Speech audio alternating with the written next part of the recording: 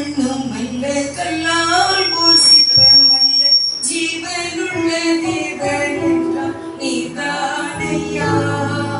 கல்லும் அல்ல மண்ணும் அல்ல கல்லால் பூசிப்பமல்ல ஜீவனுள்ள தேவன் என்றால் நீதானையா.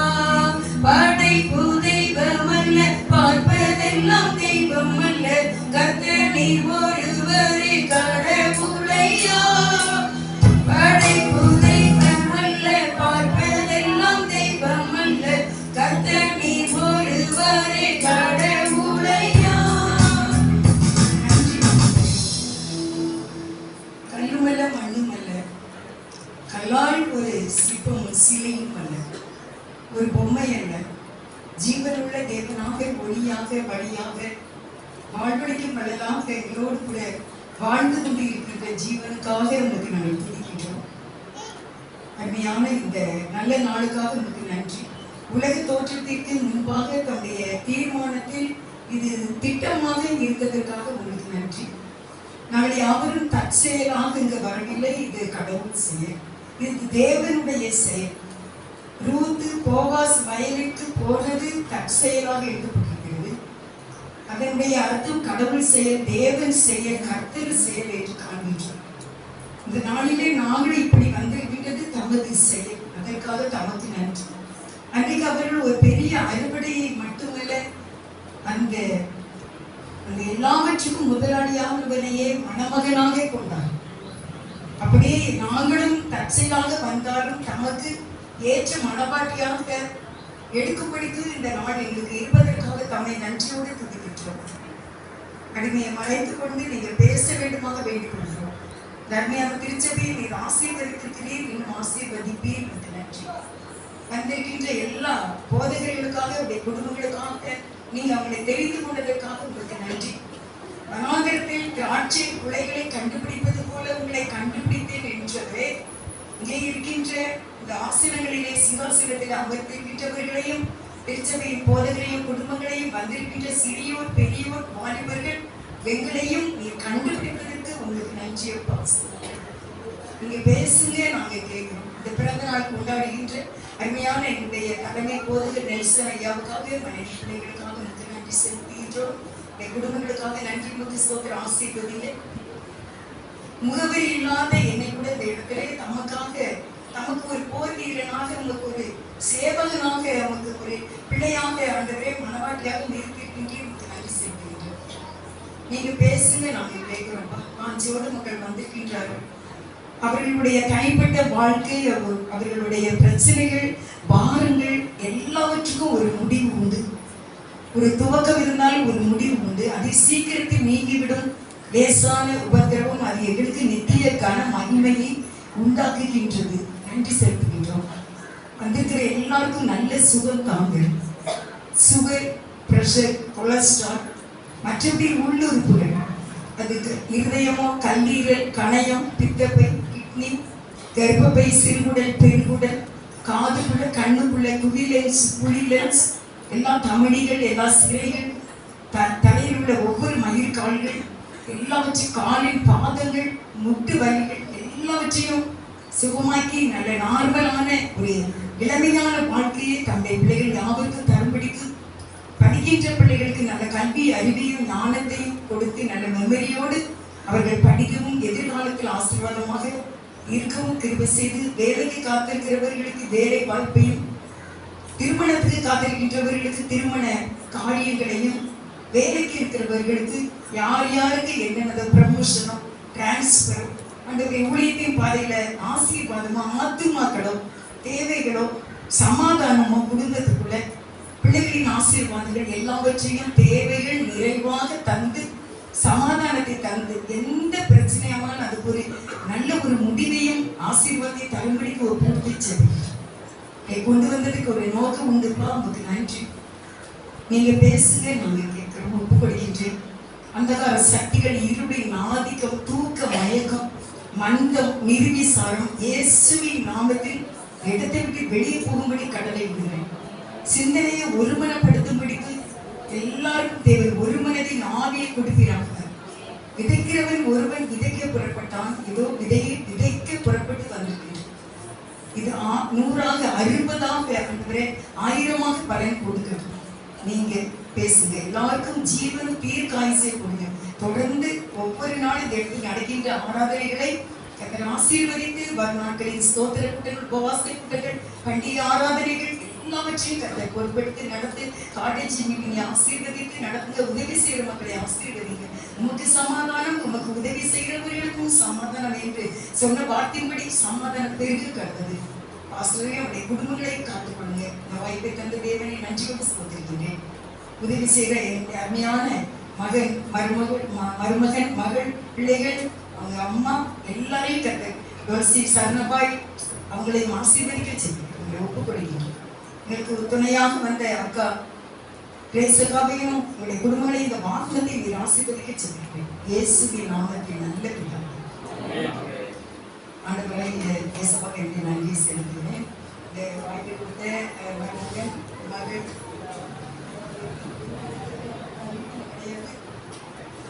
முன்னாள் ஒரு அழகான ஒரு கூட்டமாக இருக்கின்றீர்கள். நம்ம டிராவல் பண்ணிட்டு இருக்கோம். எதை நோக்கி? பரலோக ராஜ்யத்தை நோக்கி பயணம் செய்து கொண்டு இருக்கின்றோம். அந்த ட்ரெயினில் கடந்த நாள் சென்னைக்கு நான் போகிறது இருந்துச்சு.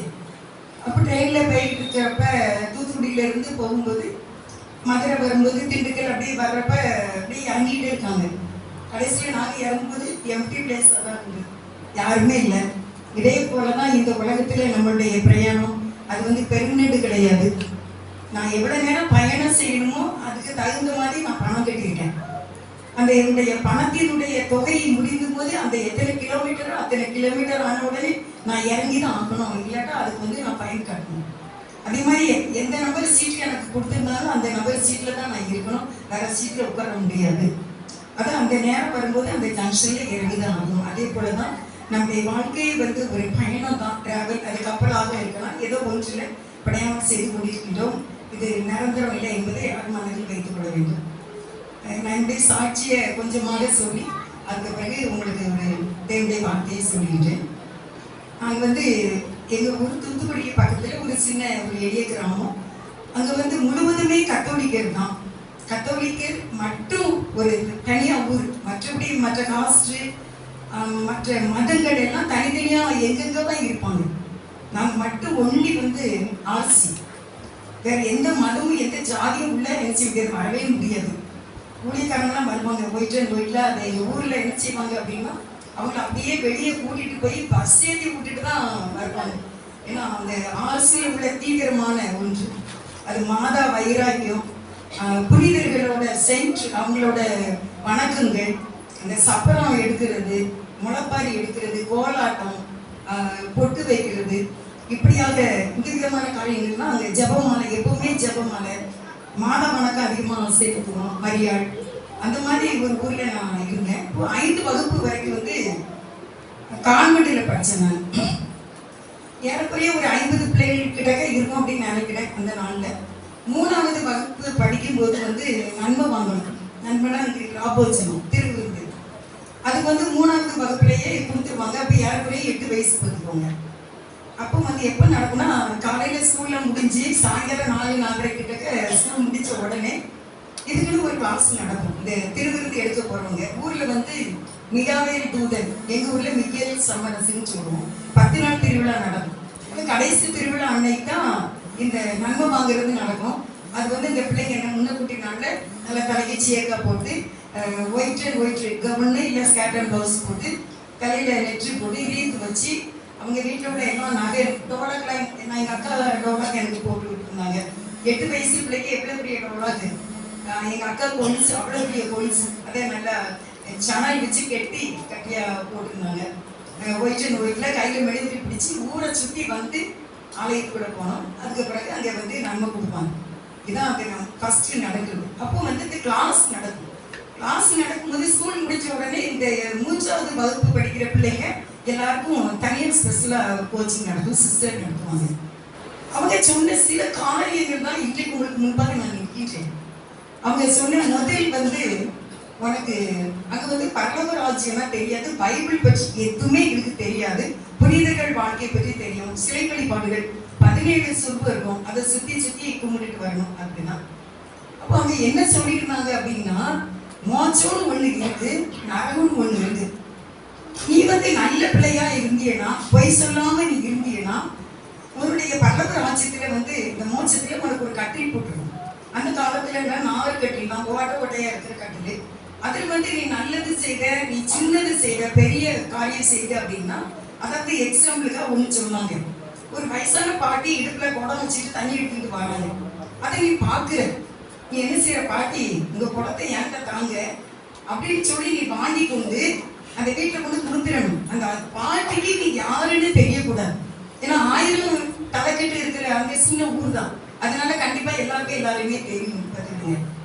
அப்போ அவங்க என்ன சொன்னாங்கன்னா, நீ யாருன்னே அந்த பாட்டிட்டு சொல்லக்கூடாது. அந்த குடத்தை வாங்கி கொண்டு நீ என்ன செய்ய அந்த வீட்டுல வச்சுக்கோங்க. அப்படின்னா உடனே ஒரு ரோஜா பூவு இல்லைன்னா ஒரு லில்லி பூவை கொண்டு உன் கட்டில அந்த ஓட்டர்ல கொண்டு அந்த சமரசு ஏஞ்சல் தூதர் கொண்டு வச்சிருப்பாங்க. இப்படி நீ செய்ய செய்ய உன்னுடைய கட்டில் வந்து மலர்களால ஜோடிக்கப்பட்டிருக்கும். நீ தப்பு பண்ற பிள்ளைன்னு வச்சுக்கோ, நீ களவாங்குற பிள்ளை, அம்மா அப்பாவை எதிர்த்து பேசுற அப்படின்னு சொன்னீங்கன்னா, விறகு இருக்குல்ல விறகு, அந்த விறகு கொண்டு நரகத்திலையும் கட்டில் போட்டு இப்போ பேரை எழுதி தொங்க விட்டுருக்குமா.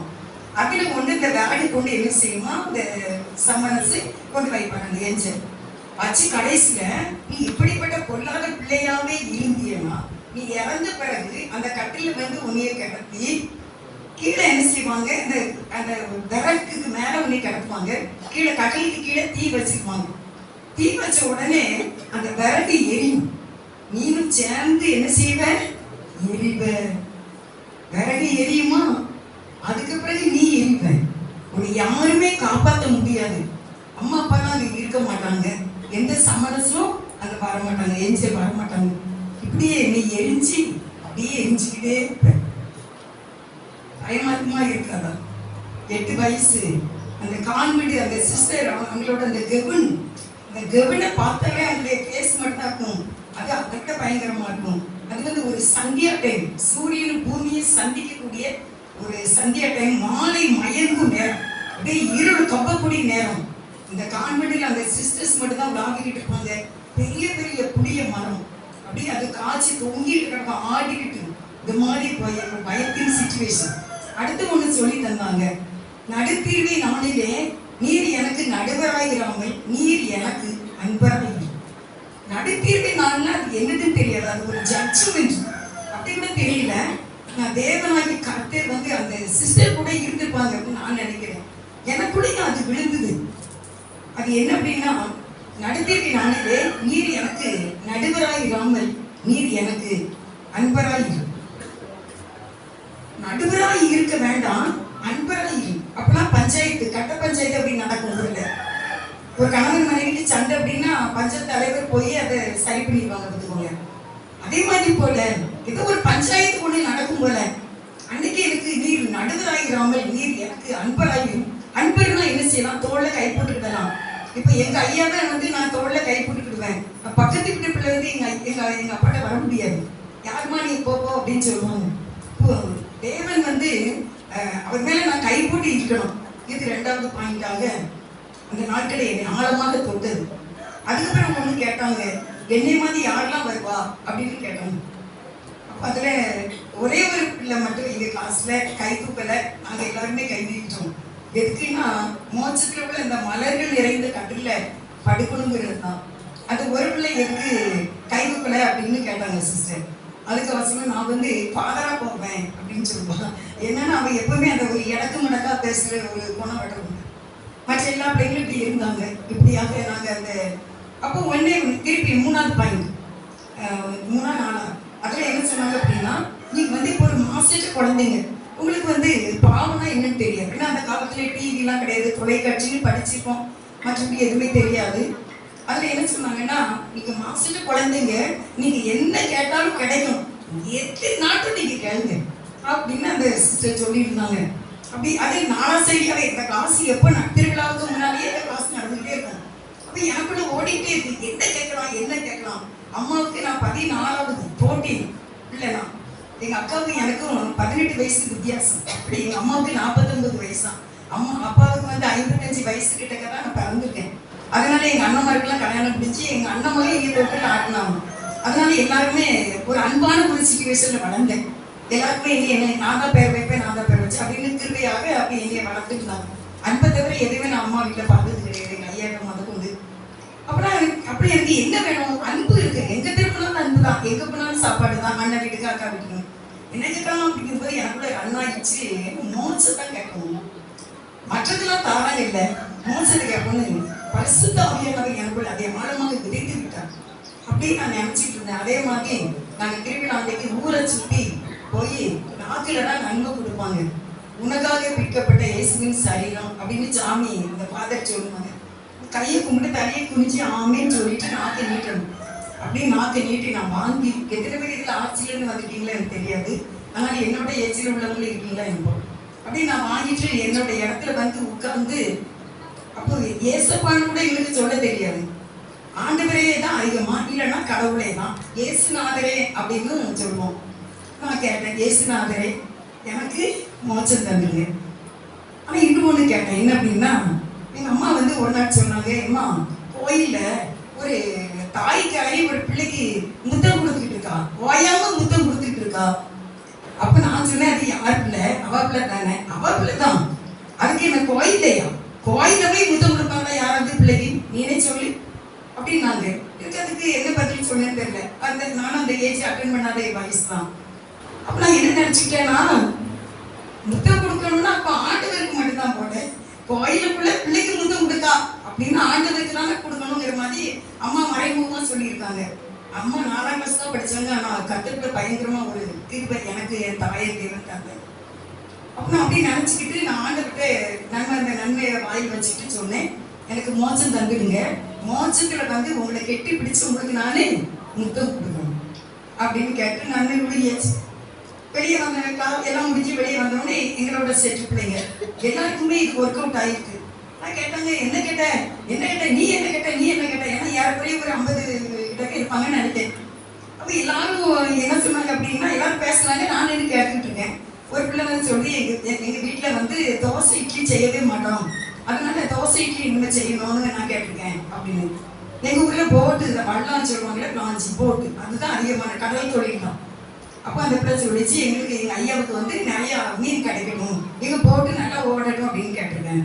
ஒரு பிள்ளை சொல்லிட்டு, எனக்கு இந்த ஒயிற்று இந்த வெள்ளை கவனை தவிர வேற ட்ரெஸ்ஸே கிடையாது நல்லது, அதனால நான் நிறைய ட்ரெஸ் கேட்டிருக்கேன். இப்படி ஒன்று சொல்றாங்க. எல்லாரையும் பார்த்துட்டு இருக்கேன், நம்ம கேட்டது யாரும் கேட்கலையா. அப்போ ஒரு பிள்ளை வந்து என்கிட்ட கேட்ட, நீ என்ன கேட்டா அப்படின்னு கேட்டுச்சு. அப்போ நான் சொன்னேன், நான் எனக்கு மோட்சம் கேட்டேன். இட்லி செய்வீங்களா அந்த வீட்டில், தோசை செய்வீங்களா, உங்க ஐயாவுக்கு நல்லா ரோட்ல நல்லா இது கிடைக்குமா, நீ அதெல்லாம் கேட்காம இதை கேட்டுக்கா, எனக்கு இது ஆசை நான் கேட்டேன் அப்படின்னு நான் சொல்றேன். உண்மையிலே ஹோலி ஸ்பிரிட் மை காட் வந்து என் கூட அடக்கி இருந்துட்டாங்க. இன்னைக்கு நான் உங்களுக்கு அதை தான் சொல்றேன். அதை மட்டும் நான் அதை கேட்டிருக்கேன். ஆசை எல்லாரும் அப்படி சொல்லி எல்லாரும் வந்துட்டாங்க, வந்து என்னை ஆஞ்சி எடுத்துட்டாங்க. நான் எனக்கு அது வேணும் கேட்டிருக்கேன். சரி வந்தாச்சு. அதுக்கப்புறம் என்னுடைய வாழ்க்கையில நான் வந்து 10th வரைக்கும் படிச்சு எனக்கு ஃபெயில் ஆயிட்டேன். ஃபெயில் ஆன பிறகு திருப்பி எனக்கு படிக்க இஷ்டம் இல்லை. எனக்கு சிஸ்டரா போகணும் அப்படின்னு ஒரு ஆசை இருந்தது. அதுக்கு நான் ப்ரே பண்ணும்போது இல்லறமா துறவரமா அப்படி கேட்கும்போது 9 நாள் நான் கேட்டேன் ஆலயத்தில் போய். ஆலயம் வந்து முக்கிய இது ஒரு ஆலய பிரதிஷ்டை. நான் செய்தி எடுத்ததும் ஆலயம்லாம் எடுத்திருந்தேன். ஆனாலும் கர்த்தர் என்ன சொல்கிறாரு, அது நான் 4 முறை போவேன். காலையில ஒரு மாசம் நடக்கும், அப்போ போவேன். இறைவா என் வாழ்க்கையின் சித்தம் என்ன, இல்லறமா துறவரமா? எனக்கு இல்லறம் பிடிக்கவே இல்லை, எனக்கு கண்டிப்பா எனக்கு துறவரம் தான். நான் வந்து ஒரு சிஸ்டரா போய் நான் பரலோக ராஜ்யத்துல ஆண்டவருக்கு முத்தம் கொடுக்கணும் அப்படிங்கிறது ரொம்ப அதிகமாயிடுச்சு நாளுக்கு நாள். ஆனாலும் கதை புத்தகம் படிப்பேன், சினிமா கிடையாதுங்கிறதுனால நிறைய அந்த நாட்கள்ல கடல் புறா, பொன்னியின் செல்வன், சாண்டிலியன் எழுதினது, கருணாநிதி எழுதின கதை புத்தகங்கள் எனக்கு அதிகமா கிடைக்கும். அம்மா வந்து நான் வெளியே போகக்கூடாது அப்படிங்கிறதுனால வீட்டுக்குள்ளே என்னதுனாலும் படிச்சுட்டோம்னு நினைச்சிருப்பாங்க போல. அதனால ஒரு நாள் இரவு அப்படி புக்கெல்லாம் நான் படிச்சிருக்கேன். அப்பவுமே இப்படி படிச்சுட்டு இருக்கும்போது இப்போ எனக்கு இந்த துறவரத்தின் மேல ஒரு பயங்கர ஆசை வந்துச்சு. அப்போ நான் ஒரு சிஸ்டர்கிட்ட கேட்டேன், கால் பண்ணுறேன். அவங்க சொன்னாங்க, 9 நாள் நீ பிரேயர் ஜெபம் பண்ணு, ஆனால் இயேசுநாதர்கிட்ட கேளு, மாதாட்ட கேட்கக்கூடாது, ஆண்டவர்கிட்ட மட்டும் கேளுன்னாங்க. 9 நாள் காலையில் போய் முதல் மாசத்துல போய் சொல்லுவேன், இறைவா என் வாழ்க்கையில் சித்தம் என்ன, இல்லறமா துறப்பறமா, ஜெபமால பண்றதை தவிர வேற ஜெபம் தெரியும். இது ஒண்ணுதான் ஜெபம்னு தெரியும். மதியம் போக 10 to 2 இறைவா என் வாழ்க்கையில் சித்தம் என்ன, இல்லறமா துறவரமா. அப்படி திருப்பி சாயங்காலம் 3 to 5 இதேதான். நைட்டு ஒரு ஆராதனை நடக்கும், அப்பவுமே இதேதான். 9 நாள் முடிச்சு 10ஆவது நாள் காலையில எங்க மாமியார் என்னை பார்க்க வந்தாங்க. பார்க்க வந்தாங்க. எனக்கு பூ வச்சுட்டு இந்த பொண்ணு தான் எங்களுக்கு வேணும், கௌரி எதுவுமே டிமாண்டே கிடையாது, இப்படியே நல்லா அனுப்புங்கன்னு பேசி முடிச்சு பூ வச்சுட்டு போயிட்டாங்க. அதுக்கப்புறம் நிச்சயதார்த்தாகி இது நடுவில் வந்து எனக்கு ப்ராக்டிஸ் ஸ்டேண்டுனா பிடிக்கவே பிடிக்காது. நான் வந்து ஹாஸ்டலில் எடுத்து படித்தேன் தூத்துக்குடியில். அவன் வந்து எங்கள் ஊரில் கோவைட்டு படிக்கணும், அதனால இங்கே ஹாஸ்டலில் படிக்கும்போது ப்ராக்டிஸ் ஸ்டேண்டு பிள்ளைங்க அப்படின்னா அவங்க ட்ரெஸ் மேலே பட்டால் கூட உடனே நான் ஹாஸ்டலில் போய் அதை நான் கலங்கி போட்டுட்டு வேற ட்ரெஸ் பண்ணிட்டேன். எதுக்குன்னா ஒரு ப்ராக்டிஸ் ஸ்டேண்டு பிள்ளை இந்த மாதாவை வணங்காத ஒரு பிள்ளை அப்படிய ட்ரெஸ் என் மேலே பட்டிட்டு அப்படின்னு. ஏன்னா மாதான்னா அப்படி ஒரு இதாக நாங்கள் இருந்தோம். ஆனால் எனக்கு பூலாம் வச்சுட்டு போன பிறகு நைட்டு போய் அந்த சிஸ்டர்கிட்ட நான் சொல்கிறேன், அவங்ககிட்ட சொல்கிறேன், ஏம்மா எனக்கு பூ வச்சுட்டு போயிட்டாங்க எனக்கு கல்யாணம். அவங்க என்ன சொன்னாங்க, நீ என்கிட்ட வராத அப்படின்னாங்க. எதுக்குமா அப்படின்னு, உனக்கு மாப்பிள்ளை வந்து ப்ராக்டிஸ்டாம என்ன நீ ப்ராக்டிஸ்ட் மாப்பிள்ளை திருச்சபடியே நீ துரோகம் பண்ணிட்டு போற போப்போ அப்படின்னாங்க. எனக்கு அவங்களே விட மனசு இல்லை. எம்மாட்டு நான் நீண்ட முழங்கால் போட்டு அவங்ககிட்ட போகிறேன். நீ தொட்டையை பார்க்காம என் போயிட்டாங்க. இப்போ எனக்கு அது ரொம்ப அம்மாட்ட வந்து அழுறேன், அம்மா ஒரு இந்துக்காரங்க கெட்டுறீங்கம்மா, அவனை நான் மாதாவை கும்பிட வச்சிருவேன், இந்த ப்ராட்டஸ்டன்ட்காரங்களே மாதாவை கும்பிட வைக்க முடியாது, இது வைக்க கும்பிடுவாங்க அப்படின்னு. அப்போ எனக்கு 19 வயசு தான் அப்படின்னு சொல்கிறேன். எங்கள் அம்மா என்ன செய்ய, நம்ம இருக்கிற நடுவில் ஐயா இறந்து சொன்ன பதிலுங்க. அதனால எங்கள் அம்மா வந்து என்ன செய்ய முடியும், நம்ம அண்ணன் மாதிரி தான். எங்கள் மாமியாருடைய கேரக்டர் வந்து ரொம்ப பிடிச்சிட்டு எங்கள் அண்ணன் மாதிரி. எங்கள் அத்தை 10 வயசுலேயே வச்சுக்கப்பட்டாங்க. அவங்க ரொம்ப அன்பு தாழ்மை, ரொம்ப அவங்களுடைய குழந்தை ஒரு வித்தியாசமாக தான் இருக்கும், நன்மை செய்யுது எல்லாத்துலேயுமே. அதனால எங்கள் வீட்டில் ரொம்ப பிடிச்சிருக்கு. என்ன நாள் பரவாயில்ல இதுதான் மாப்பிள்ளை அப்படின்னு சொல்லிட்டாங்க. நான் 3 நாள் அழுதேன். அப்புறம் எங்கள் ஊரில் ஃபாதர்கிட்ட போனேன். ஏன்னா தாலி கட்டுறதுக்கு முன்னாலே எல்லாருமே சிலுவை வாங்குவாங்க, ஃபாதர்கிட்ட ஆசீர்வாதம். சாமியார்கிட்ட போனேன், ஃபாதர்கிட்ட போய் முழங்கால் போட்டேன். சாமி எனக்கு சாமின்னு வந்து சொல்லுவோம், தந்தாயின்னு சொல்லுவேன், எனக்கு சிலுவை கொடுங்க. நீ வந்து ஒரு கழுதை வந்து ப்ரொடஸ்டன்ட்டுக்கு போயிடு, இந்த கழுதைக்கு பின்னாடி 9 கழுதை இப்படி போய்கிட்டே இருக்கும், அதனால நான் சிலுவை போட மாட்டேன் அப்படின்னு. எனக்கு சாமியார்கிட்ட சிலுவை வாங்காம எப்படி கல்யாணத்துக்கு போகிறது அப்படின்னு. அவரு ரொம்ப வயசு, அப்பவுமே அவருக்கு 50 60 கிட்டே இருக்கும். நான் அவர் வலது கையை பிடிச்சி என் தலையில வச்சு என்னை ஆசீர்வதிங்க ஃபாதர் சாமி அப்படின்னு. அப்போ அவர் இந்த வார்த்தையை சொல்லிவிட்டார், நீ ஒரு கழுதை பின்னால 9 கழுதை வரும். நம்மகிட்ட சொல்லி அனுறேன், சாமி இப்படி சொல்லிட்டாங்கம்மா அப்படின்னு. சரி பரவாயில்ல, கடவுளும் இங்கே கொஞ்சம் பிரச்சனை, எனக்கு மேரேஜ் ஆகிட்டு, சிஎஸ்சியில் எனக்கு மேரேஜ் ஆகிட்டு. உள்ள வரும்போது பார்க்குறேன் ஒரு சொருப்பு கூட இல்லை. எங்கள் ஊரில் 17 சொருப்போம், ஒரு சொருப்பு கூட இல்லை. அங்கே எப்படின்னா சிஎஸ்சியில் வந்து ஐயா வந்து ஒரு பெரிய நாடா போட்டிருப்பாங்க ஃபாதர். அவங்க வந்து அதை நம்ம கையில் சுற்றி தான் நம்மளை அழைச்சிட்டு போவாங்க. ஆனால் பார்க்குறேன் ஒரு சுருப்பு கூட இல்லை. ஒரு மாதம் சுருப்பு இருந்தால் எனக்கு போதுமே. சகய மாதா வந்து ஃபோட்டோவெல்லாம் செய்ய முடியுமா, சிலை செய்ய முடியாமா. அப்போ ஒரு சகய மாதா ஃபோட்டோ இருந்தால் கூட போதும், அதை கும்பிட்டு நான் வாழ்ந்துருவேனே. ஐயோ கோயிலை கும்பிட்டு நான் எப்படி வாழ போகிறேன், ஒரு நாளைக்கு 4 நேரம் நான் போவேன், கோயில் சுருப்பு இல்லாத கோயிலை நான் எப்படி கும்பிட போகிறேன் அப்படின்னு நினைக்க. நம்ம மாப்பிள்ளையை பார்த்ததே இல்லை, நிச்சயத்துக்கும் அவங்க வரல. கல்யாணம் முடிஞ்சு நாங்கள் சாயந்தரம் 4 மணி தான் நாங்கள் ஒருத்தரை பார்த்தோம். ஆனால் எனக்கு கோயில் எப்படி இருக்குங்கிற ஒரு பெரிய கவலை. ஆக இப்படி இருக்கும்போது ஒரு நாள் மீட்டிங் நடந்துச்சு. இதுக்குள்ளே எனக்கு 2 குழந்தைங்க பிறந்துட்டாங்க. நான் வந்து அண்ணமையார் கோயில் மாதா கோயிலும் சுற்றி போயிட்டே இருக்கேன். இதில் முக்கியமான ஒரு செய்தி வந்து என்ன அப்படின்னா, கல்யாணம் முடிச்ச அடுத்த நாள் எங்கள் அத்தை கேட்டாங்க, உனக்கு சாப்பாடு என்ன வேணும், சாப்பாடு என்ன வேணும். கல்யாணம் முடிச்சு அடுத்த நாள் நேரத்தில் பொண்ணு சோறு கஞ்சி இருக்கும், அதை துவையில் 10,000 வாங்கி தருவாங்க அப்படின்னு நான் நினச்சிக்கிட்டு இருந்தேன். அப்போ எங்கள் அத்தை இல்லை, நம்ம என்ன தொழில் பண்ணுறோன்னு தெரியுமா உனக்கு. நான் அது கூட யாருமே எனக்கு சொல்லலை, நம்ம மாப்பிள்ளை என்ன பிஸ்னஸ்ன்னு. அப்போ சொன்னாங்க, நம்ம ஹோட்டல் வச்சுருக்கோம் அப்படின்னாங்க. அப்படியே அப்போ உனக்கு என்ன வேணும், நாங்கள் உங்களுக்கு என்னதோ அதை எனக்கு சொல்லுங்க. எங்கள் அத்தை ஊர்லேயே சுற்றி சொல்லிட்டு வந்தாங்க, பொண்ணு இப்படி சொல்லிட்டு எனக்கே தெரியாது, காட் தான் அது என்னோட இருந்ததுனால அப்படி சொல்லியிருக்கேன். கொஞ்சம் பொறுத்து பார்த்தீங்கன்னா பூரி, இந்த கிழங்கு, மொச்சை சுண்டல், வடை, காப்பி, பெரிய பாத்திரத்தில் காப்பி, இட்லி, தோசை எல்லாம் வந்து அப்படி எல்லாருக்கும் இறங்கிட்டு, சொந்தக்காரங்க எல்லாம் வீட்டில் இருக்காங்க. எல்லாத்தையும் நான் பார்த்தேன், இதெல்லாம் எங்கே உள்ளதுங்க, நம்ம ஹோட்டலில் உள்ளது தான். அப்படி நான் உடனே வெளியே ஓடி போய் வானத்தை பார்த்து சொன்னேன், கடவுளே நான் மோசம் தானே கேட்டேன், நான் இட்லி தோசை கேட்கலையே, ஆனால் எனக்கு கொடுத்துட்டீங்களே, சரியா நாள் என்ன. நான் முதலாவது கேட்டு ராஜ்யத்தை நீதி கேட்டுங்கன்னா தெரியும், பைபிள் பற்றி எதுவுமே தெரியாது, நாங்கள் பார்க்கவும் இல்லை. அப்போதான் புதிய ஏற்பாடு கொஞ்சம் ஊருக்குள்ள வந்துருக்கு. அப்படி எனக்கு வானத்தை பார்த்து அப்படி நான் சொன்னதுக்கு போங்க. அதை கேட்டதுக்கு எல்லாமே என்ன, எங்களுக்கு காப்பி கூட டெய்லி தான். கடையில் சோறுலாம் செய்யவே மாட்டோம், எல்லாமே கடையில். எங்கள் மச்சம் மண்டாட்டி சொல்லுவாங்க, பாத்திரம் விளக்கணும், அதனால இலையை கொண்டு வான்னு சொல்லிவிட்டுவாங்க கடைப்பையில், அதனால இலையை கொண்டு ஒன்னே கொண்டு கேட்டதுக்கு அதான் நிச்சயமா, அதான் உறுதி, அதான் கண்டிப்பா தேவை. அதை பற்றி தான் உங்களுக்கு இப்போ நான் சொல்ல போறேன். அதுக்கு பிறகு கடவுள் வந்து எங்க இந்த இதுல ஒரு கன்வென்ஷன் நடந்துச்சு. அது நான் நினைச்சேன் திருவிழா மாதிரி. கன்வென்ஷன் அர்த்தம் தெரியல. கன்வென்ஷனா மனதிரும்புதல் கூட்டம். நான் நினைச்சேன் திருவிழா நம்ம ஊர்ல நடக்கும் 10 நாள் பட்டிமன்றம், டிராமா, டான்ஸ் அது மாதிரி இருக்கும் போல அப்படின்னு நினைச்சிட்டு 2 குழந்தைங்க கொண்டுட்டு போயிருக்கேன். அங்கே நம்ம பேசுறாங்க. இப்போ மாதிரி டிவி கிடையாது. இது 1977 இல்லைன்னா 77 78 கிட்ட 1978 கிட்ட இருக்கும்னு நினைக்கிறேன். சரியான கூட எங்க சர்ச்சு கேம்பஸே ரொம்ப ஆயிரக்கணக்கான ஜனங்கள் இருக்கலாம். ஸ்டேஜில் மெசேஜ் நடக்குது, எல்லாரும் எழுதுறாங்க. என்னத்தை கூட எழுதுறாங்க, எழுதுறதுக்கு என்ன இருக்கு? ஒரு டிராமா வச்சாங்க, ஒரு பட்டிமன்றம் வச்சாங்க, ஒரு டான்ஸ்லாம் வைக்கலாமே, என்னத்தை பேசுறாங்க, என்னத்தை எழுதுறாங்க அப்படின்னு சொல்லிட்டு இருக்கேன். ஒரு முகம் வச்சுக்கோங்க. இந்த முகம் இந்த இடத்துல உட்கார்ந்து ஒண்ணு எனக்கு தான், நான் தரமாட்டேன் அப்படின்னு சொல்றேன். ஏன்னா நான் 8ஆம் கிளாஸ் வரைக்கும் பையங்களோட படிச்சேன். அப்போ நிறைய கிண்டல் எல்லாம் பண்ணுவாங்க பையங்களை. நானே நினைச்சிருக்கேன், இந்த பையன் நல்லா இருக்கான்ல, இந்த பையன் நல்லா அழகா இருக்கான் அப்படிலாம் நினைச்சிருக்கேன். பையங்க 20 பையங்க, பிள்ளைங்க 5 பேர் 6 பேர் தான் பொம்பளை பையங்க. அப்போ அப்படிலாம் இருந்தாலும் என் மனசு போகவே இல்லை. எல்லாரும் எல்லா பையங்களும் பேசணும், பிள்ளைகளுக்கு ஜோடி சேர்ப்பாங்க, இந்த பையனுக்கு இதெல்லாம் கரெக்டா அப்படிலாம் ஜோடி சேர்ப்பாங்க. மனசு போகவே இல்லை. நான் நினைப்பேன் எல்லாம் பார்க்கும் நல்லா இருக்கா, இந்த பையன் நல்லா இருக்கா, இந்த பையன் மனசு போகலையே. போகலைன்னா வேண்டாம். அப்படியேதான் அந்த 19 வயசு வரைக்கும் நான் சந்திச்சேன். எனக்கு எதிராக இந்த வாலிபர்கள் கணக்கே கிடையாது. யாருக்குமே இருதயம் போகவே இல்லை. ஆனா இப்போ எங்க ஐயா என்னை ரொம்ப நேசித்தாங்க. எனக்கு 19 வயசுல எங்க ஐயாவுக்கு 73 வயசு. அப்புறம் எங்க ஐயா இறந்தாங்க. எங்க ஐயா என் மேல ஒரு அலாதி பிரியம். எங்க ஐயாவுடைய அன்பு எனக்கு என்னன்னு தெரியும். எனக்கு எங்க ஐயாட்ட ஒரு நாள் என் இருதயம் போகிற மாதிரி வருது. ஐயாவுடைய அன்புக்கு நம்ம இருதயம் தான் அப்படின்ட்டு. அப்ப எனக்குள்ள இன்னொரு சத்தம், ஐயா இறந்துட்டாங்கன்னு.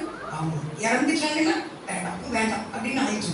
எல்லாமே கர்த்தருடைய பெரிதான நடக்குதல். நான் சொல்றது எதுவுமே இல்லை. நான் சொல்றது எதுவும் கற்பனை அல்ல, கதையின் மேல எல்லாமே நிஜம்தான். அப்புறம் கொஞ்ச நாளே எங்க ஐயாவை இறந்துட்டாங்க. இப்போ ஒண்ணு எனக்கு தான், யாருக்குமே கொடுக்குறீங்க, யார் கேட்கா? நான் எடுத்து கொடுக்கணும், நான் தரமாட்டேன். நான் படிக்கும் போதே யாருக்கும் கொடுக்கல, வாலிப வயசுல யாருக்கும் கொடுக்கல, நான் தரமாட்டேன். எங்க ஐயாவுக்கே கொடுக்கல, நான் யாருக்கு தருவேன்? இந்த கணவர் இதையெல்லாம் சொல்லணும். கல்யாணம் முடிச்சு மறு வீட்டுக்கு போறோம். நடந்துலாம் கூட எங்க ஊருக்கு 10 கிலோமீட்டர். எப்பமா தான் பஸ் இருக்கும். அப்ப நாங்க பஸ் ஸ்டாண்டுக்கு போனோம். எப்பமாவது ஒரு பஸ் வரும், போய்கிட்டே இருக்கோம். கணவர் முன்னால போறேன், நான் பின்னால வரேன். அப்போ அவங்க என்னை பார்த்து you respect and that respect அப்படின்னாங்க. நீ மரியாதை கொடுத்தா உனக்கு மரியாதை கிடைக்கும் அப்படி நின்றுட்டேன். நம்ம படிச்ச கதைகளெல்லாம் இப்படி இல்லையே. பொன்னியின் செல்வன் படிச்சிருக்கோம், கடற்புறா படிச்சிருக்கோம், எத்தனையோ ராஜாக்கள் கதையெல்லாம் நம்ம படிச்சிருக்கோம். எல்லாமே இப்படி இல்லையா? அவங்களே என்னமா லவ் பண்ணி வாழ்ந்தாங்க. இது எது இப்படி இருக்கு? இதுதான் வாழ்க்கையா? அப்படி ஒன்ஸ் நின்றுட்டு எனக்கு ஒண்ணுமே உடல். இந்த 20 வயசுல என்னது இப்படி சொல்லிட்டாங்களே அப்படின்ட்டு. அதோட அந்த கணவன்கிற அந்த உள்ளான இதுல ஒரு நாடகம் மாதிரி தான் அப்படின்னு சொல்லணும். அப்படி சொல்லிட்டாங்க. அதனால நான் ரொம்ப அவங்களுக்கு மரியாதை, ரொம்ப எதுக்கெல்லாம் அப்படி பேசி அப்படி சண்டை போட்டது அப்படிலாம் கிடையாது. அடிக்க கையவும்னா ரோடு ஓடிக்கிறேன். ஏன்னா அடிலாம் நமக்கு வாங்கக்கூடிய சக்தி கிடையாது, தப்பிச்சிடணும் அப்படின்ட்டு. இப்போ முனி எனக்கு தான், எனக்கு எரிசிடத்தில் ஆனால் வாழ்க்கை வந்துட்டு உள்ளான இதயத்துல இருந்து ஒரு சத்தம் வந்துச்சு. அவங்க கேட்கறது கடவுள் கடவுள் கேட்கிறாங்க. அம்மா ஊர்ல எப்படின்னா கடவுள் எங்கேயும் இருக்காது. நீ 2 காலால முழங்கால் போட்டு தலை குனிச்சு அவரை வணங்கிட்டு நீ போய்கிட்டே இருக்க வேண்டியதான்.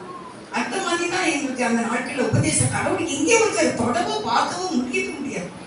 அதனால நான் இப்போ கடவுள் ஏன்னு கேட்காரா, அவனை கொடுப்பேன் அப்படின்னு கையெடுத்து கும்பிட்டு நான் 2 குழந்தைங்க மடியில.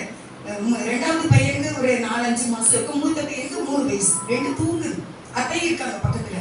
நான் உடனே கையெடுத்து கும்பிட்டு சொன்னேன், இயேசுவே என்னை உமக்கு ஒப்பு கொடுக்கின்றேன், கடவுளே என்னை உமக்கு ஒப்பு கொடுக்கின்றேன் சொன்னேன். சொன்ன உடனே ஒரு 100 பேர் எங்க இருந்து போன போல அவ்வளவு இருந்துட்டு போகுது. என்னது யாரு இருந்தா யாரு கூட தினமும் போகுது அப்படின்னு நினைக்கிறேன்.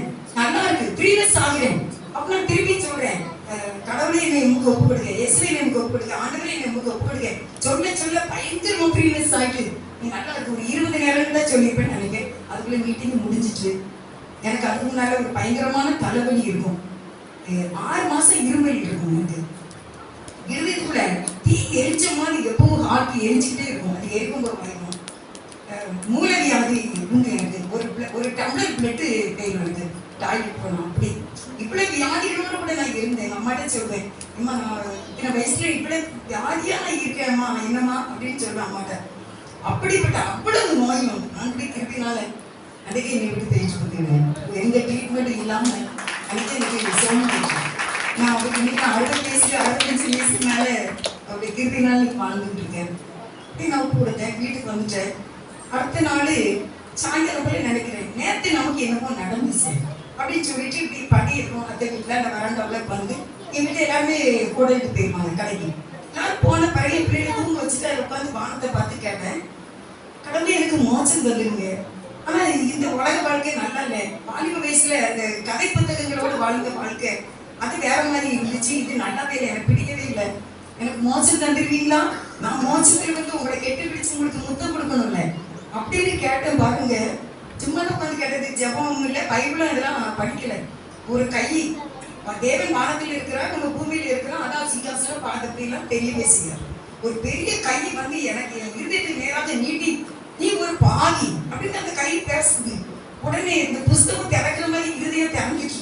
திறந்த உடனே நான் வந்து எங்க தெருவில் மீன் மார்க்கெட்டு, பிறகு இந்த சீனி கிழங்கு அவிச்சு கூறு வைப்பாங்க, பலாக்கொட்டை அவிச்சு கூறு வச்சு இப்படி எல்லாமே இருக்கும், நீளமா இருக்கும் அந்த மார்க்கெட். அதுல ஒரு அக்காட்ட 8 பலாக்கொட்டை அவிச்சு கூறு வச்சதுல ஒரு 8 கொட்டை அதை எடுத்துட்டு போய் நான் எங்க அம்மா வீட்டுல வளவுக்கு வந்து நான் சாப்பிட்டேன். எனக்கு ஆண்டவரை சொன்னாங்க, நீ களவாணி. அந்த அக்கா பேரை சொல்லி நீ 8 கொட்டை களவாண்டு நாங்க குத்து உரல் இருக்கு அதை கவுத்தி போட்டுருந்துச்சு. அந்த இதுல உட்காந்து நான் கொட்டையை முடிச்சு நான் சாப்பிட்டேன்.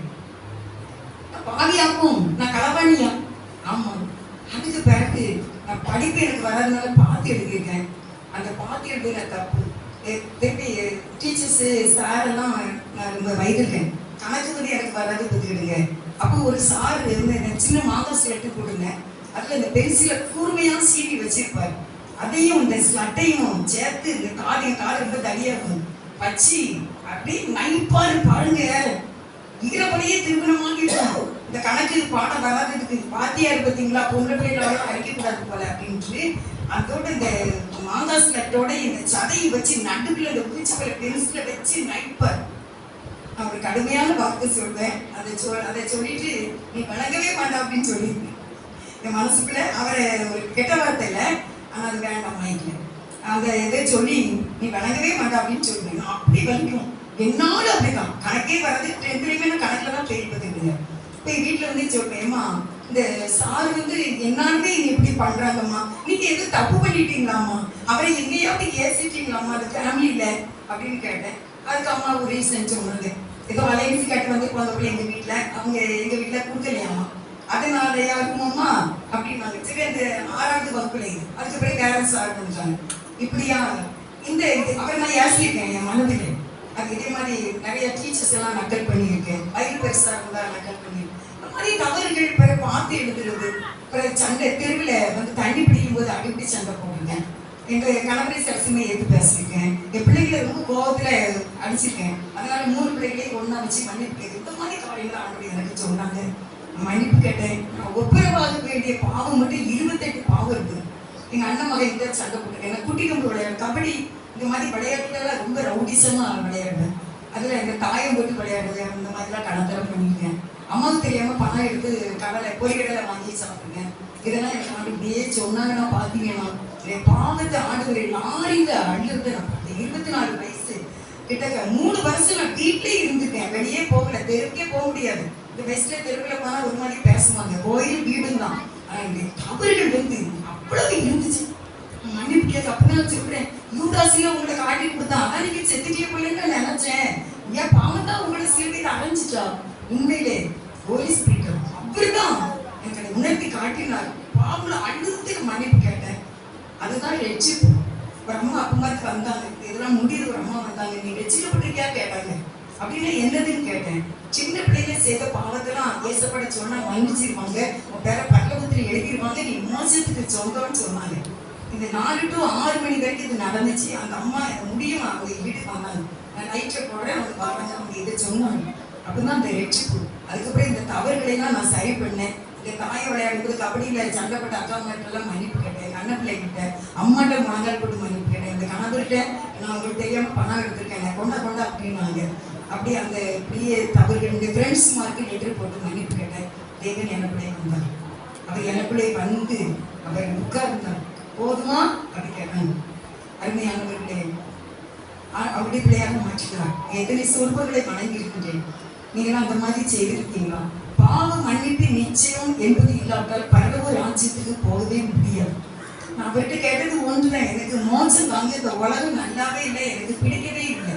ஏன்னா அந்த கணவன் சொன்ன முதல் வார்த்தை தான், ஐயோ ரெஸ்பெக்ட், நீ மதிப்பு கொடுத்தா மரியாதை கொடுத்தாலும் அப்படி என்ன என்னத்துல நான் அப்படி ஈகோவா என்ன தெரிஞ்சுக்கின்னு எனக்கு தெரியல. அப்படி சொன்னதுல இருந்து இதை பரலோகத்தை நோக்கிட்டு, அதனால நான் அவருடைய பிள்ளையாக மாறுவதற்கு எனக்கு அது ஒரு வாய்ப்பாக இருந்தது.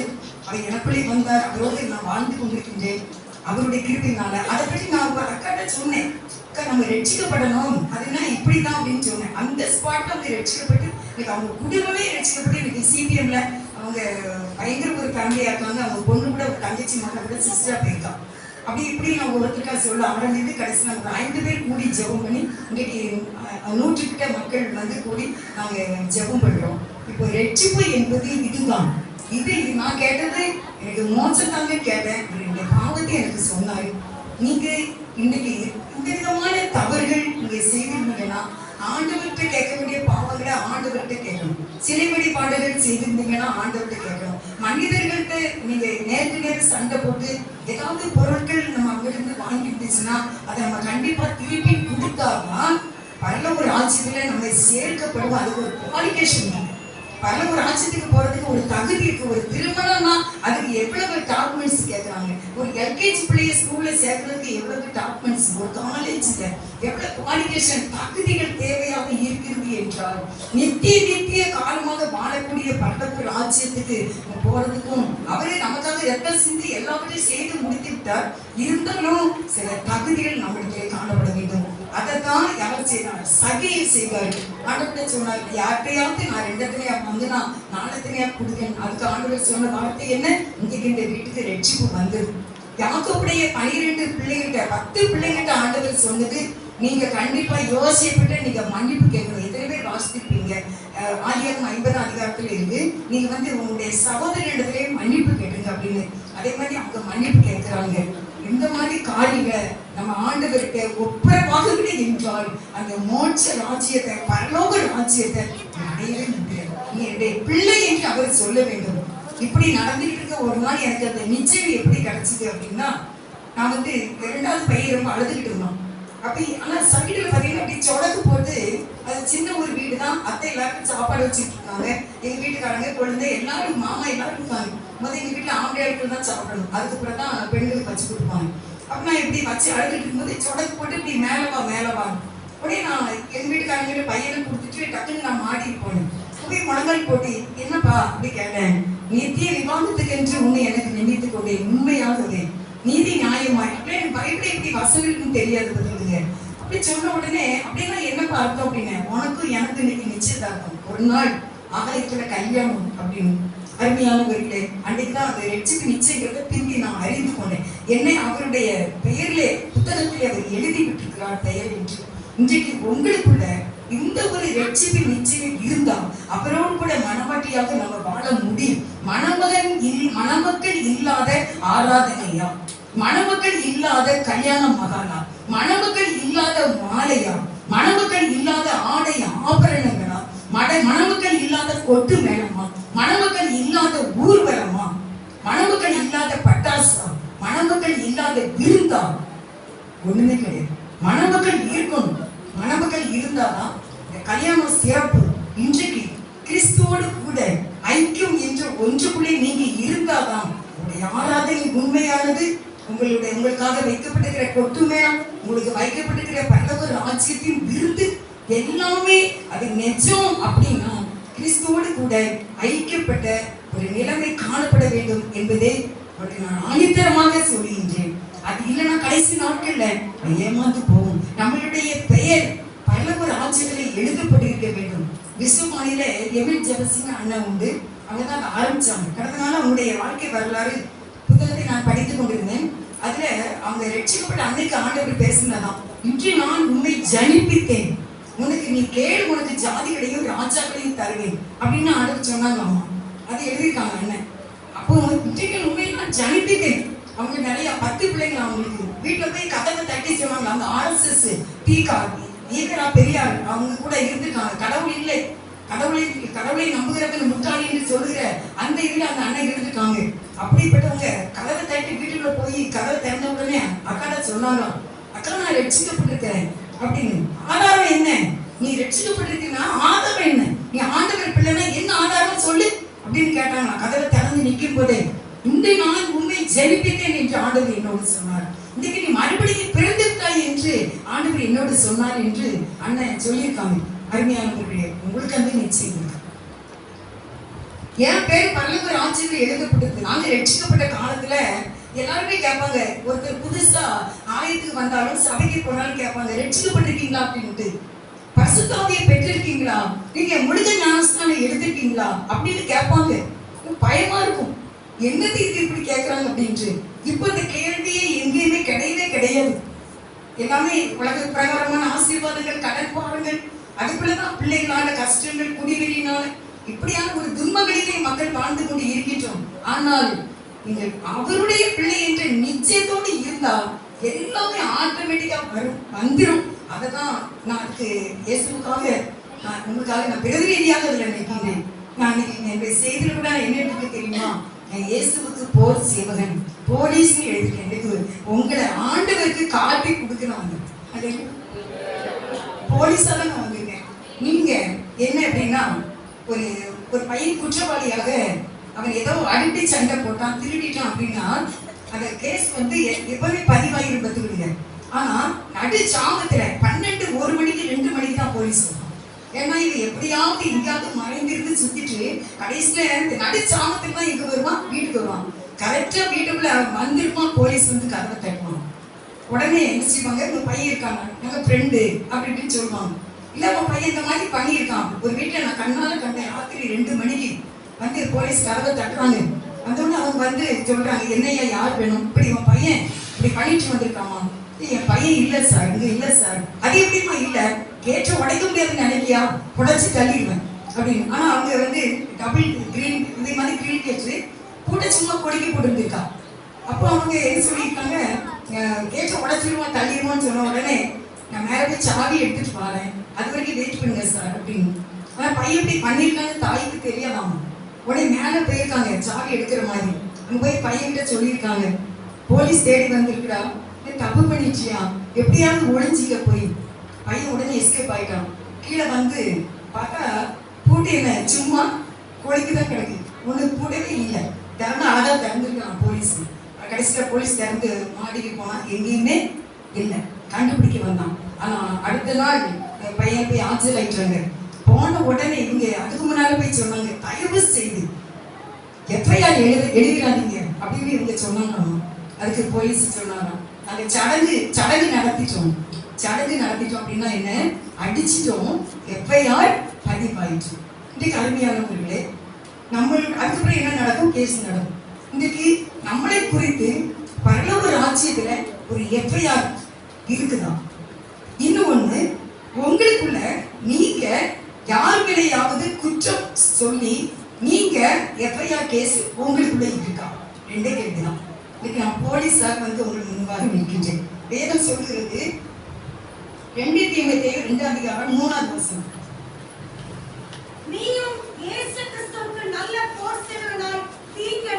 நீயும் நல்ல போர் சேவகனாய் தீங்கு அனுப்பினாய். ரெட்டினால எழுதிட்டு வந்திருக்கேன். நீங்க யார் மேல எஃப்ஐஆர் மாதிரி ஒரு கேஸ், அதாவது இவங்க இறந்தாலும் நான் போக மாட்டேன், திருமணத்துக்கு கூப்பிட மாட்டேன், இவங்களுக்கு எனக்கு எந்த இதுவுமே இனவு கிடையாது என்று ஒரு எஃப்ஐஆர் உங்க மேல இருந்துச்சுன்னா பரலோக ராஜ்யத்திலையும் உங்க மேல ஒரு எஃப்ஐஆர் கேஸ் இருக்கும். எப்படி போலீஸ் காவல்துறையில நம்ம பேர் இருக்கவே கூடாது, நம்ம பிள்ளைங்க பேர் இருக்கவே கூடாது நம்ம நினைக்கிறோமோ, அதே போல பரலோக ராஜ்யத்திலையும் நம்ம பேர் ஜீவ புஸ்தகத்துல தான் இருக்கணுமே ஒழிய ஒரு எஃப்ஐஆர் இருக்கவே கூடாது, ஒரு கேஸ் நம்ம மேல இருக்கக்கூடாது. நீங்க யோசித்து பாருங்க, அந்த உண்மை இருந்துச்சுன்னா நீங்க இந்த எவ்வளவுதான் அதான் மணமக்கள் இல்லாத ஆராதனையா, மணமக்கள் இல்லாத கல்யாண மகாலா, மணமக்கள் இல்லாத மாலையா, மணமக்கள் இல்லாத பட்டாசா, மணமக்கள் இல்லாத கொட்டு மேளமா, மணமக்கள் இல்லாத விருந்தா. அதுதான் நம்ம வாசித்தது அந்த யோவான்ல, உன்னி யோவான்ல, ஆதி முதல் நாங்கள் 1 இருந்ததும் நாங்கள் கண்டதும், கண்களினாலே கண்டதும், நோக்கி பார்த்தது, எங்கள் கைகளினாலே தொட்டதுமாய் இருக்கிற ஜீவ வார்த்தை. இரண்டாவது வசனம், அந்த ஜீவன் வெளிப்பட்டது பிதாவினிடத்தில் இருந்தும் எங்களுக்கும் வெளிப்பட்டதுமான நித்தியமா இருக்கிற இந்த ஜீவனை கண்டு உங்களுக்கு அறிவிக்கிறோம். மூன்றாவது வசனத்துல, நீங்களும் எங்களுடைய ஐக்கியம் உள்ளவர்கள் ஆகும்படிக்கு நாங்கள் கண்டும் கேட்டும் இருக்கிறதை உங்களுக்கு அறிவிக்கிறோம். எங்களுடைய ஐக்கியம் பிதாவோடும் குமாரனாகிய இயேசு கிறிஸ்துவோடும் இருக்கின்றது. கிறிஸ்துவோடும் பிதாவோடும் நம்முடைய ஐக்கியம் இருக்கின்றது என்ற தெளிவை நீங்கள் பெரும் வரைக்கும் ஆண்டவர் விடவே கூடாது.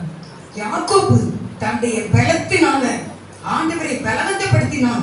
என்னை ரெட்சும் என்று அவர் கேட்கிற, என்னை ஆசீர்வதித்தரும் இல்லாத உங்களை விட மாட்டேன்னு கேட்டாங்க யாக்கோபு.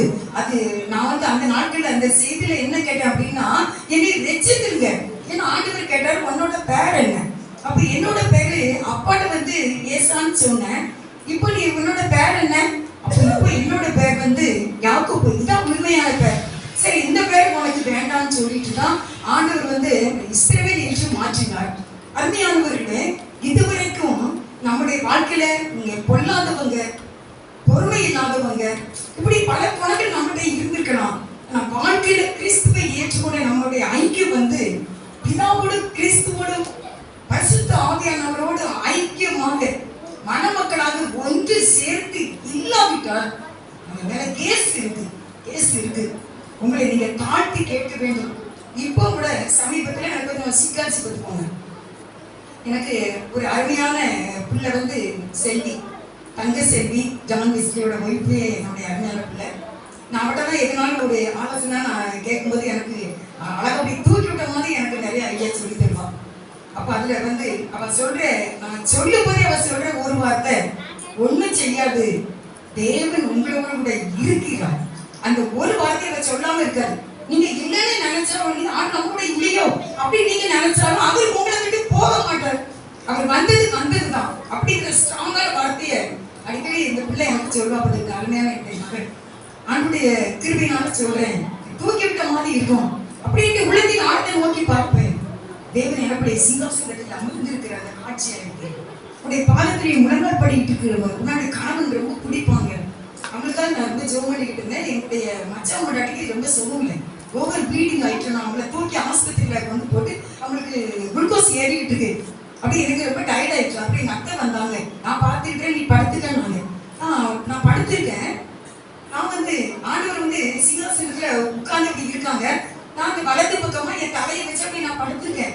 அப்புறம் கேட்கிறேன், எப்பா என்னோட கணவர் ரொம்ப குடிக்காங்க இல்ல அப்படின்னு. அப்ப ஆண்டவர் சொன்னாங்க, உனக்காக தாவை செய்ய முடியுது அப்படின்னு சொன்னாங்க. பாருங்க, எப்பா எனக்குள்ள இருக்கீங்களா, நீ இப்படி இருக்கீங்களா?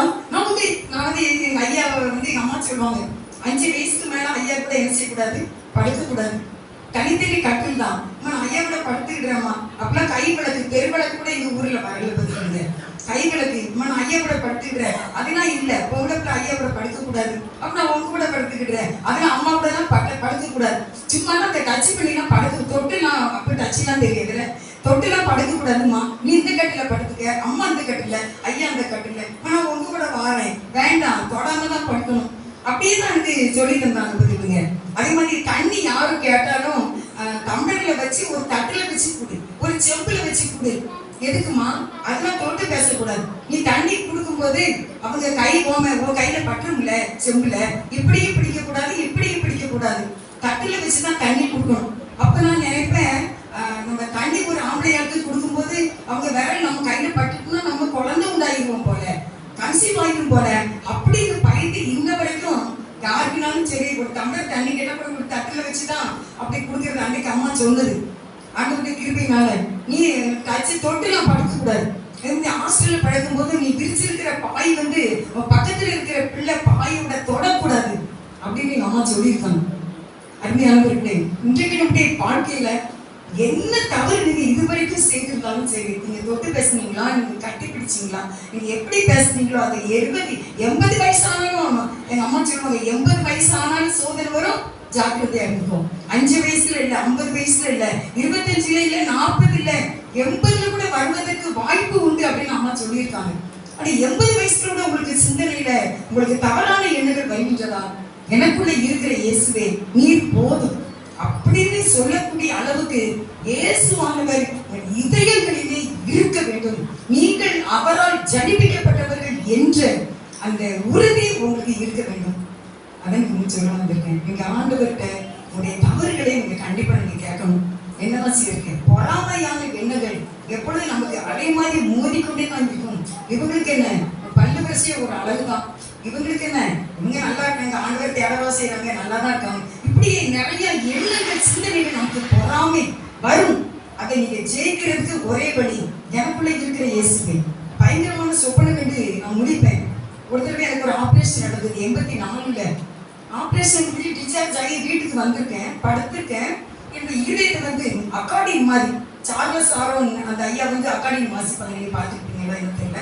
அதை அந்த அப்படியே விரிச்சு அப்படி செய்யற மாதிரி இந்த காட்டு வந்து எத்தனை பிசாசுன்னு தெரியல, எதுக்கு செய்துச்சுன்னு தெரியல, அப்படியே நக்கிது. அப்ப எனக்கு யாருடையும் எந்த ஊழியக்காரங்க அப்படி பழக்கமும் இல்லை.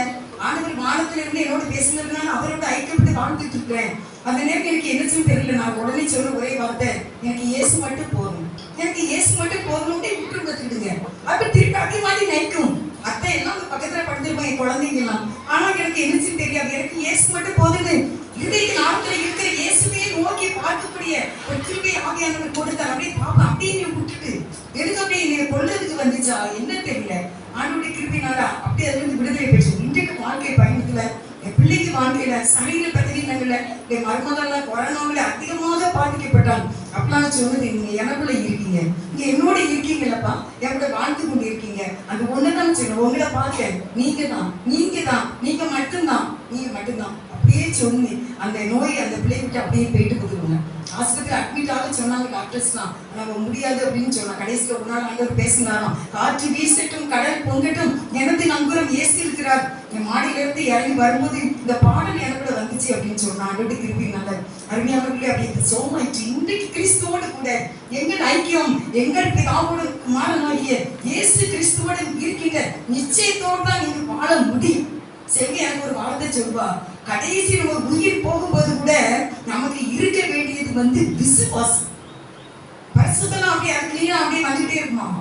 ஆனா கடைசியில உயிர் போகிற நேரம் நம்ம 100 வயசு ஆகி நம்ம மறிக்கும் போது கூட நமக்கு தேவை விசுவாசம். நான் ஜீவனுள்ளவருடைய தேசத்திலே வாழ்வேன். என் இயேசுவோட கூட சார்லஸ் ஆரோன் ஐயாவுடைய கடைசி முடிவுல சொல்றாங்க, அந்த பிள்ளை ஏதோ கேட்கறத ரெக்கார்ட் பண்ணிருக்காங்க, நீங்க ரொம்ப கஷ்டப்படுறீங்களப்பா அப்படின்னு கேட்கிறான். அதுக்கு அவர் சொன்ன வார்த்தை, அப்பா கர்த்தருடைய ராஜ்யத்துக்கு பெயர் வேணுமா. அல்லேலூயா. என்ன ஒரு சந்தோஷம். இன்னும் ஒரு சகோதரி எங்க வீட்டுக்கு அடுத்த தெருவுலதான் இறந்தாங்க. அவங்க இறக்குறது 2 நாளைக்கு முன்னால அவங்க என்ன சொன்னாங்க அப்படின்னா, பேதுரு, யாக்கோபு, யோவான், மோசே, எலியா, ஏசப்பா இவ்வளவு பேரும் நின்னாங்களா மலை மேல, நானும் நிற்பேன். 2 நாள் அவங்க இறந்தாங்க. எப்படிப்பட்ட ஒரு நிச்சயம். நம்முடைய துவக்கத்தை யாருமே பார்த்திருக்க மாட்டாங்க. நம்ம பிறந்தனைக்கு யாரு இருந்திருப்பா, ஆஸ்பத்திரினா டாக்டர் 2 நர்ஸ் இருந்திருப்பாங்க, வீட்டுல பிறந்தீங்கன்னா அம்மா கூட சொந்தக்காரங்க இருந்திருப்பாங்க. ஆனா முடிவு அப்படி இல்லை. முடிவை எத்தனை பேர் பார்ப்பாங்க. அது தண்டனையின் முடிவாக இருக்கக்கூடாது, வெற்றி முடிவாக இருக்க வேண்டும் இருக்க வேண்டும். அருமையானவர்களே, நீங்க உங்களுக்காக தான் நான் சொல்றேன், கிறிஸ்துவோடு கூட உங்களுடைய ஐக்கியம் எப்படி இருக்கிறது என்று நீங்க தனித்து காட்டுக்குள்ள போவீங்களோ, மாடிக்கு போவீங்களோ, ஆலயத்துக்கு போவீங்களோ, எங்கேயாவது போய் நீ என் பிள்ளைதான், நான் மணமகளாக நம்மோடு கூட இருக்க வேண்டும், நீ என்னை ஜனிப்பித்தேன் என்று சொல்ல வேண்டும், நீ என்னுடைய பிள்ளைதான் என்று சொல்ல வேண்டும், நான் உன்னை குணமாக்கிறேன் என்று சொல்ல வேண்டும், என் பேர் பரலோக ராஜ்யத்திலே எழுதப்பட்டிருக்காய் என்பதை எனக்கு நீர் அறிவிக்க வரைக்கும் நான் உண்மை விட்டவே மாட்டேன் என்று நிச்சயமாக அதை பெற்றுக் கொண்டால் கொட்டு வேணாம். என்றைக்கு நானும் இன்றைக்கு இயேசு என்னோடு கூட நம்மோடு கூட வாழ்ந்து கொண்டு இருக்கின்றார். கடைசியாக அவருக்கு ஒரே ஒரு விருப்பம் என்ன, நம்மளை எப்படியாவது அவருடைய ராஜ்யத்தில் கொண்டு சேர்த்துக்கணும். நானும் என்னை கஷ்டப்படுத்துறாங்க, எவ்வளவுதான் சொன்னாலும் எனக்கு துன்பமா தான் இருக்கும். தயவுசெய்து சொல்லாதீங்க. யாராவது பேசுவாங்க, எனக்கு மட்டும் எதுக்குதான் இப்படி கஷ்டமாங்க, நான் போன கட் பண்ணிடுவேன். அவங்க ஆரம்ப நிலையில எப்படி இருந்தாங்க, இன்றைக்கு எப்படி வாழ்ந்துருக்காங்க, எவ்வளவு வசதி வாய்ப்புகளோட இருக்காங்கன்னு அவங்க இருக்கும்போது இந்த வார்த்தையை சொல்லக்கூடாதுல்ல. ரொம்ப ஜெபம் பண்ணுங்க, ரொம்ப போராட்டம். அது எப்படி வரும்? ஒரு கல்யாண வீட்டுக்குள்ள போய் கல்யாண வீட்டு சந்தோஷமா இருக்கிற வீட்டுல பத்தி வாசனை வருமா, மெழுதிரி வாசனை வருமா, பூமணம் வருமா, செண்டு வாசனை வருமா? இயேசுவை நெருங்க உபவாசிக்க ஜெபிக்க நீங்க ஆண்டவரோட தான் ஏக மாதிரி ஐக்கியப்படுவீங்களே ஒழிய அவரை விட்டு பிரிக்கப்பட மாட்டோம். ஆனா அந்த வார்த்தையெல்லாம் சொல்லவே கூடாது. இயேசுப்பா நீங்க எதுவுமே தயவு செய்து சொல்லவே செய்யாதீங்க. ஏன்னா கடைசி நாளே ஜட்ஜ்மெண்ட் அவரோட தான் நிக்கணும். அதான் அந்த சிஸ்டர் அப்படி சொல்லி தந்திருக்காங்க, நீர் உங்களுடைய ராஜ்யத்திலே நான் நடுத்தீர்வு நாளிலே அந்த ஜட்ஜ்மெண்ட்ல நீ எனக்கு நடுவராக இருக்கக்கூடாது, எனக்கு அன்பராக இருக்க வேண்டும். நான் அவருடைய தோளிலே கைப்பட்டு நிற்கக்கூடிய அந்த ஒன்றுதான் என்னுடைய வாழ்க்கையின் வெற்றி. அதான் நம்முடைய முடிவு. ஆராதிச்சிங்க, நல்லா ஆராதிச்சிங்க. நாங்களே இந்த மாதிரிலாம் அங்கே சிஎஸ்சியில் ஆராதிக்க மாட்டாங்க, எப்பவாட்டு இருக்கும். நீங்கள் நல்லா ஆராதிப்பீங்க, எங்கெல்லாமோ இருந்து இதே மருமகன் சொன்ன மாதிரி ஒரு காட்டுக்குள்ள இருந்து வந்த மாதிரி வந்திருக்கீங்க, நேரத்தோட பிரயாணப்பட்டிருப்பீங்க, எல்லாம் நீங்கள் செஞ்சிருப்பீங்க. இன்னும் வேலைலாம் நிறைய கிடக்க தான் செய்யும். ஆனாலும் வந்தாலும் மணமக்கள் இல்லாத ஆராதனையாக இது இருந்துவிடக்கூடாது. மணமக்கள் இல்லாத ஒரு விருந்து அல்ல. இப்பவே நீங்க கேட்டு பாருங்க, இயேசுவே, என் பிதாவே, உன் தூய ஆவியானவரே, நீங்க எனக்குள்ள இருக்கீங்களா, எனக்குள்ள இருக்கீங்களா? இவங்க சொல்றாங்க, நாங்கள் கண்டது நோக்கி பார்த்தது நாங்கள் தொட்டதுமாயே கிறிஸ்துவை குறித்து உங்களுக்கு அறிவிக்கிறோம். ஏன்னா உங்களுக்கு எஃப்ஐஆர் இருக்காப்பா? நானும் யார் மேலேயாவது குற்றத்தை நான் வைத்திருக்கின்றேனா? இப்ப எனக்கு கடைசியாக சமீபத்துல ஒரு பாவம் எனக்கு உணர்ந்து பிடிச்சு வருவீங்க. என்ன அப்படின்னா, எங்க அண்ணன் மகா, அவ ஒரு 5-6 வயசு இருக்கும், நான் வந்து ஒரு 10-12 வயசு பிள்ளை. 2 பேர்லையும் கை சுப்புவாவா. அப்ப நான் அவளை அடுத்த வீடு தான், அண்ணன் வீடு. அவன் உள்ள போகும்போது அவன் கை சுப்பிட்டு தனியா உட்காந்து அப்படியே கை சுப்பிட்டு இருப்பான். 2 பேர்ல ஒரு அடி போட்டு போட்ட உடனே அந்த பிள்ளைக்கு கண்ணீர் அப்படி படி. எங்க அண்ணன்ட்டே மைனிட்டே சொல்ல மாட்டா, எங்க அம்மாட்டே சொல்ல மாட்டா. அதுக்கப்புறம் சாயங்காலம் கூட பார்த்தேன்னா அதே தான், அப்ப மாட்டிதான். ஆனா இன்னைக்கு கோயம்புத்தூர்ல கல்யாணம் ஆகி ஆப்பிள்ளைக்கு 3 பேர் கல்யாணம் ஆகிட்டு முன்னாடி படுத்திருக்கும் போது ஏதாவது எம்எல்ஏ எஃப்ஐஆர் ஏதாவது இருக்காப்பா, ஏதாவது இருந்தா சொல்லிருங்க. ஏன்னா எங்க அம்மா ஒரு கதை சொல்லுவாங்க, நான் முடிப்பேன். மறுபடியும் எனக்கு 1 மணிக்கு கூட முடிக்க சொல்லியிருக்காங்க. என்ன அப்படி அம்மா ஒரு கதை சொல்லுவாங்க, அம்மா இந்த எல்லா மிருகங்களும் பரலோக ராஜ்யத்துக்கு போனாங்களாமா. அப்ப ஆண்டவர் எல்லாத்தையும் சரி சரி சொல்லிட்டு இருக்காரு. கடைசியில பூனை போச்சான். அப்போ பூனை வந்தோடனே, பூனை என்னப்பா அவனுக்கு என்ன வேணும் அப்படின்னு, பரலோக ராஜ்யத்துக்கு போனோம். அப்படி 2 கையை தூக்கி அல்லேலூயா சொல்லு அப்படின்னு. உடனே இந்த பூனை 2 கையை தூக்கி அல்லேலூயா சொல்லிச்சான். 2 பக்கத்துலயும் நெத்தலி கருவாடி, இவ்வளவு நெத்தலி கருவாடி கீழே விழுந்துச்சான். அப்ப ஆண்டவர் சொன்னாங்கன்னா, என்னடா நீ பரலத்துக்கு வரணுங்கிற, நெத்தலி கருவாடெல்லாம் அங்க கொண்டு போக முடியாத அப்படின்னு. அப்ப என்ன செய்யணும், கருவாடை கொண்டு எடுத்த இடத்துல போட்டுட்டு வா அப்படின்ட்டு. அப்படி அதாவது பட்டியுள்ள பூனை பரலத்துக்கு போச்சான், கக்கத்துல நெத்தலி கருவாடை இடுக்கி கொண்டு. இன்றைக்கு நமக்குள்ள எதை இடுக்கிட்டு இருக்கீங்க? நான் கடைக்கு போயிட்டு வர வழியில ஒரு முருங்கை மரம் அப்படியே காய் வந்து இப்படி பறிச்சிடலாம், அப்படி தொங்கிட்டு. ஒரு நாளைக்கு எப்படி அன்னைக்கு மொச்சப்பட குழம்பு, முருங்கைக்காய் இல்லை. நினைக்கிறேன் இதுல ஒரு காயை எடுத்துட்டு போய் அக்காட்ட ஃபோன் பண்ணி, இந்த காய் எவ்வளவு ரூபா, நான் வரும்போது தந்துருட்டா அப்படின்னு. அப்படி நான் என் மனசுல நினைச்சிட்டு இருக்கேன் வரும்போது. அப்ப எனக்கு ஒரு சத்தம், இப்போ வருகை எக்கால சத்தம் ஊதிட்டுனா மாதிரி நான் போய் வீட்டுல போன் போட்டு அவங்களுக்கு பைசா கொடுக்கறதுக்குள்ள வருகை வந்துட்டுனா போச்சு. இந்த முருங்கைக்காய் வேண்டாம், தேவையே இல்லை. முருங்கைக்காய் இல்லாத குழம்பு எப்படி இருந்தாலும் பரவாயில்ல சொல்லிட்டு கத்தோடைய கிருபினால வீட்டுக்கு வந்துட்டேன். வந்து நான் வாங்கிட்டு வந்த சாமான்களை கீழே வச்சிருக்கேன். இவ்வளவு முருங்கைக்காய், இவ்வளவு முருங்கை இலை, இவ்வளவு கருவேப்பிலை. எங்க அண்ணன் பேரன் இன்னொரு ஊர்ல இருந்து எனக்கு கொண்டு வந்திருக்கான். அப்ப அவன்கிட்ட கேட்க, எத்தனை மணிக்குடா பறிச்சேன்? 7 மணிக்கே பறிச்சுட்டு பாட்டி. 7 மணிக்கே எனக்கு எல்லாம் ரெடி ஆயிடுச்சு. நாங்க 8 மணிக்கு கடவுள இருக்கு நின்றுட்டு. உங்களுக்கு எல்லாமே ஆயத்தமா. எனக்கு ஒரு முருங்கைக்காய்க்கு கம்மாட்டுல எல்லாருக்கும் கொடுக்குற அளவுக்கு ஆண்டு வச்சாங்க. இன்றைக்கு எத்தனை நம்முடைய இதயம் படைக்கின்றது. கேயாசிக்கு அந்த மாற்று வசதிகளை கொண்டு போன அந்த நாகமானுடைய அந்த பொருள் மேலே அந்த இதயம் போய்விட்டது. சவுலுக்கு அந்த கொடுத்த ஆண்டு கன்றுகள் மேல அந்த இதயம் போய்விட்டது. ஒரு ஆகானுக்கு ஒரு வஸ்திரங்கள் அந்த தங்கத்து மேல இதயம் போய்விட்டது. ஏவாளுக்கு அந்த படத்தின் மேல அந்த இதயம் போய்விட்டது. அருமையானவர்களே, இன்றைக்கு உங்கள் இதயம் இயேசு மட்டும் போதும், எதுவுமே எனக்கு வேண்டாம். அதெல்லாம் ஒண்ணுமே கிடையாது, இயேசு மட்டும்தான் போதும் என்று நிச்சயத்துல கிறிஸ்துவோடு கூட ஒரு ஐக்கியத்துல நீங்க வாழும்படி ஒரு அன்பாக கேட்கின்றேன். இந்த ஆண்டுடைய சமுதிரை இதுக்காக நீங்க எடுத்து இங்க இருக்கிற அவ்வளவு பேரும் வழியில காணப்பட வேண்டும். முதலாம் உயிர்த்தெழுதலுக்கு பங்கு கொள்ள வேண்டும். பரலோக ராஜ்யத்துல அவரோடு கூட மணமக்களாக மணவாட்டியாக உட்கார வேண்டும். ஒரே ஒரு ரீசன் தான், உங்களுக்குள்ள இருக்கிற எஃப்ஐஆர், ஆண்டவர் உங்களை பற்றி என்னென்ன ரெக்கார்டுங்க பதிவாகிருக்கோ அது தூர எரியப்பட வேண்டும். நீங்க யாரையாவது குறித்து உள்ள ஃபைல் இருந்துச்சுன்னா, உங்களுடைய குடும்பமா, உங்களுடைய கணவரா, இறந்து போனவங்களை கூட இன்னும் குறை சொல்லிட்டு இருப்பான். மாமியார் எந்த காலத்துல இறந்துருப்பாங்க, அவங்க எனக்கு அந்த மோதிரம் போடல, இந்த மாதிரி சேரி எடுத்துட்டாங்க, இந்த மாதிரி என்னை பண்ணிட்டாங்க, எங்க அக்கா பண்ணிட்டாங்க, அம்மா பண்ணிட்டாங்க, அந்த மாதிரிலாம் சொல்லாதீங்க. இன்னும் அந்த மாதிரி இருந்துச்சுன்னா நீங்கள் ஒப்புரவாகி விட வேண்டும்.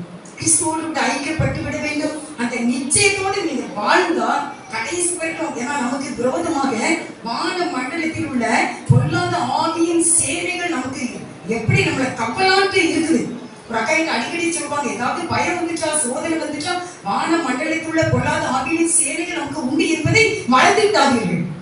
அதை தூக்கி மிதிச்சு எரிச்சு வீசிடணும். அப்படின்னா கிறிஸ்து உள்ள இருந்தாதான் நீங்க அதை செய்ய முடியும். கடைசி வரைக்கும் 100 வயசு வரைக்கும் இருந்தாலும் ஒரு வெற்றியான வாழ்க்கை, நான் ஜெயித்து விட்டேன் கிறிஸ்துவோடு கூட, அவர் எனக்காய் ஜெயம் தந்தார், நான் வெற்றி வாகை சூட போகின்றேன், அதுதான் நிச்சயம். இதெல்லாம் சும்மா கதை, நம்ம வாழ்ந்து கொண்டிருக்க வாழ்க்கை கதை. இந்த கதையிலையும் அந்த எவ்வையார் என்று ஒன்று நம்ம மேலே இருக்கக்கூடாது. அவர் ஒளியாக இருக்கின்றார், நம்ம வாஸ்தவம். அந்த ஒளியோடு கூட நீங்கள் ஐக்கியப்பட வேண்டும். உங்களுக்கு சொன்ன செய்தி இதுதான்.